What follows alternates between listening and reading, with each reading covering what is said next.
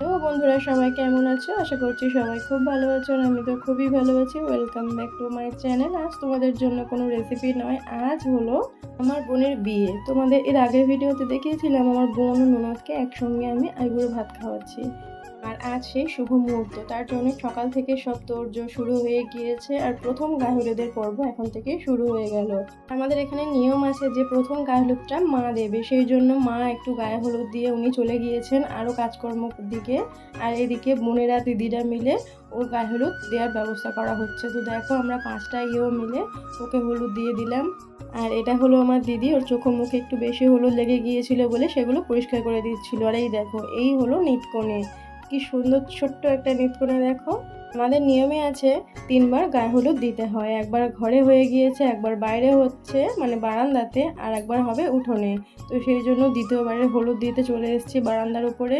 আর হ্যাঁ, তোমাদের আমি বলে রাখি, এই বিয়েটা কিন্তু আমার মামার বাড়িতে হচ্ছে, কারণ আমাদের বাড়িতে একটু প্রবলেম ছিল, সেই জন্য মামার বাড়িতে বিয়ে হচ্ছে। তো মামার বাড়িতে বিয়ে হলে কি হবে, রিচুয়ালসগুলো সব আমাদের অনুযায়ী হচ্ছে।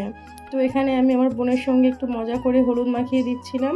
আর দেখো, তৃতীয়বারে গায়ে হলুদ আমরা চলে এসেছি উঠোনে। তৃতীয়বারে গায়ে হলুদেও 5টা মিলে ওকে বরণ করে নেওয়া হবে। আর এখানে আমাদের একটা মজার নিয়ম আছে, যেটা এক্ষুনি তোমরা দেখতে পাবে। তৃতীয়বারের গায়ে হলুদটা ও দুটো জামাইবাবু মিলে ওকে কোলে ধরে থাকবে আর ওর বরণটা হবে। তো দেখো, দুজন মিলেই ওকে তুলতে পারছিল না ও, তাহলে চিন্তা করো কতটা ভারী হয়ে গিয়েছে। তো ওর বরণ শুরু হয়ে গেল। আর এই বরণ পর্বটা আমার দিদি সম্পূর্ণ করবে 3 বার। তোমরা দেখেই বুঝতে পারছো, কারণ আমি বরণ টরণ করতে পারি না, দিদিই বরণ করতে পারে। আর যেহেতু দিদি বড়, সেহেতু দিদি সব কিছু করছে। তৃতীয়বারে গায়ে হলুদ দেওয়া হয়ে গিয়েছে, আমরা নিজেদের মধ্যে একটু হলুদ মাখামাখি করে নিচ্ছি। আমি জামাইবাবুকে হলুদ দিলাম, বরকে দিতে গিয়েছিলাম, বোনেরা মিলে মেখে নিলাম। তো আমাদের একটু মজা করে হলুদ মাখার পর্বটা এখানেই শেষ করলাম।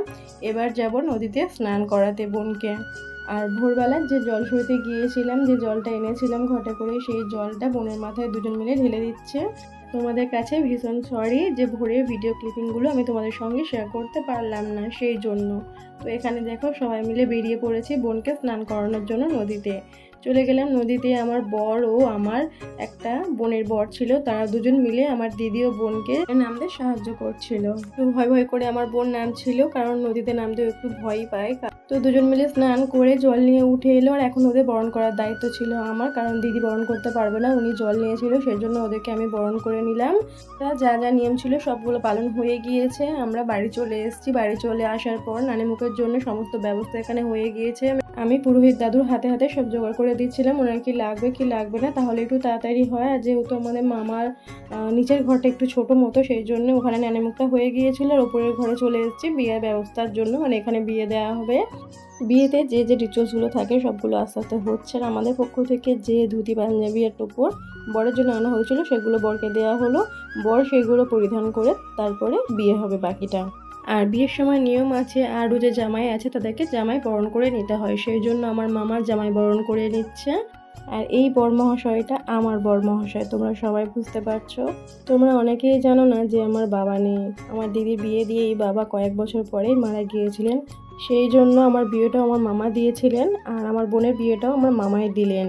তো জামাইকে বরণ করে নেওয়ার পর্ব এখানে শুরু হয়ে গিয়েছে। জামাইয়ের সঙ্গে আমরা তো একটু খুনসুটি করবো, যেহেতু আমরা শালিকা হই, এইটুকু তো অধিকার আমাদের আছেই। তো দেখো, আমরা বরণ করতে করতে ওকে এমন একটা ঠেলা মারলাম, ও পিঁড়ি থেকেই বেরিয়ে এলো। আমার দিদি আবার ওকে নিয়ে পিঁড়িতে দাঁড় করিয়ে দিল।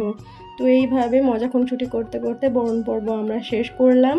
5বার ঘোরার পরে তারপর আমার দিদি ওকে ভালোভাবে বরণ করে নিল, যেহেতু আমাদের নতুন জামাই, নতুন জামাইকেও তো একটু ভালোভাবে বরণ করতেই হবে।